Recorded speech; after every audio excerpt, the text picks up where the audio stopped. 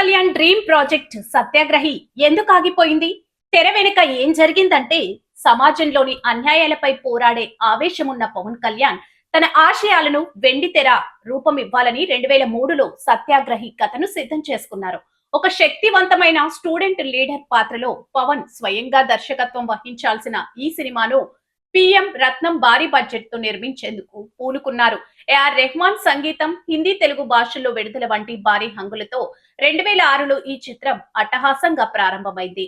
అయితే బడ్జెట్ పరిమితులు మించిపోవడం, నిర్మాతకు రిస్క్ ఉండకూడదనే ఉద్దేశంతో పవన్ ఈ ప్రాజెక్టును నిలిపేశారు. తెలుగు చలనచిత్ర పరిశ్రమలో పవర్ స్టార్ పవన్ కళ్యాణ్ అనే పేరు ఓ ప్రభంజనం. కేవలం వెండి తెరపై మేనరిజమ్స్ చూపించే హీరోగా మాత్రమే కాకుండా సమాజంలోని సమస్యలపై గొంతెత్తే ఒక ఆవేశంగా పవన్ కళ్యాణ్ కోట్లాది మంది అభిమానుల గుండెల్లో నిలిచిపోయారు. చిన్నతనం నుంచే పత్రికలో వచ్చే అన్యాయాలను చూసి చలించిపోవడం, వ్యవస్థలోని లోపాలపై పోరాడాలనే తపన ఆయనలో బలంగా ఉండేవి. సామాజిక స్పృహ, ఆవేదన ఒక సినిమా కథగా రూపుదిద్దుకుంది. అదే పవన్ కళ్యాణ్ దర్శకత్వంలో మొదలైన powerful political drama సత్యాగ్రహి. Pawan dream project అయిన సత్యాగ్రహి సెట్స్ మీదకి వెళ్లకుండానే ఆగిపోవడం అప్పట్లో ఇండస్ట్రీలో హాట్ టాపిక్ గా మారింది. ఆ కారణాలేంటో ఇప్పుడు తెలుసుకుందాం. 2003లో జానీ చిత్రం తర్వాత పవన్ తనలోని ఆలోచనలకు పదును పెట్టారు. అక్రమాలు, అన్యాయాలు, రాజకీయ క్రీడలకు పరిష్కారం చూపాలని దాదాపు 3 ఏళ్ల పాటు శ్రమించి సత్యాగ్రహి స్క్రిప్ట్ సిద్ధం చేశారు. తన ఆవేశాన్ని, ఆశయాలను వెండి తెరపై ఆవిష్కరించేందుకు పవన్ స్వయంగా మెగాఫోన్ పట్టాలని నిర్ణయించుకున్నారు. తొలుత ఈ చిత్రాన్ని దిల్ రాజు నిర్మించాల్సి ఉన్నప్పటికీ భారీ బడ్జెట్ కారణంగా ఆయన తప్పుకోవడంతో ప్రముఖ నిర్మాత పిఎం రత్నం ఈ ప్రాజెక్టును టేక్ ఆఫ్ చేశారు. 2006 మార్చి 25న రాష్ట్ర వ్యాప్తంగా సత్యాగ్రహి పోస్టర్లు దర్శనమిచ్చాయి.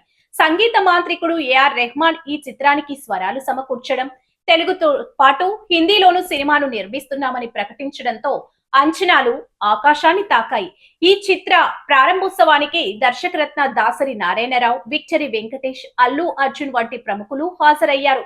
ఈ వేదికపై పవన్ మాట్లాడుతూ తనెందుకు ఈ సినిమా చేయాలనుకుంటున్నారో వివరిస్తూ చేసిన ప్రసంగం అందరినీ ఆలోచింపజేసింది. కొన్ని రోజుల పాటు షూటింగ్ కూడా జరుపుకున్న ఈ సినిమా అనుకోని కారణాలతో అర్ధాంతరంగా ఆగిపోయింది.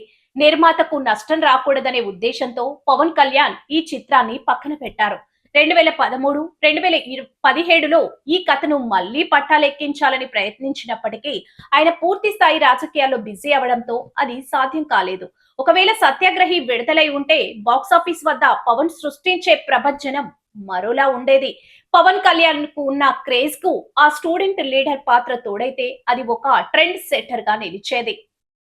వెండి తెరపై ఆ సత్యాగ్రహిని చూడలేకపోయామన్న వెలితి అభిమానుల్లో ఎప్పటికీ ఉండిపోతుంది.